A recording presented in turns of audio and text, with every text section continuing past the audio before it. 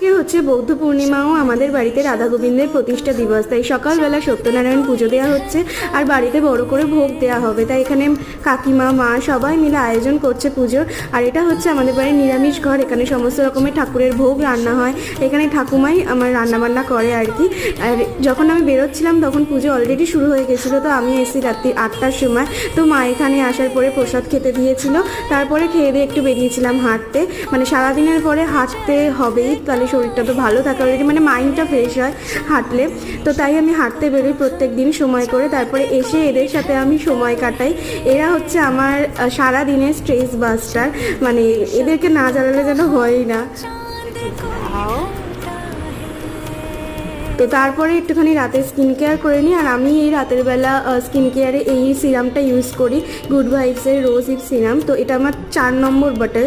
তো ভালো লাগলে ভিডিওটা লাইক সাবস্ক্রাইব করে দিও। টাটা।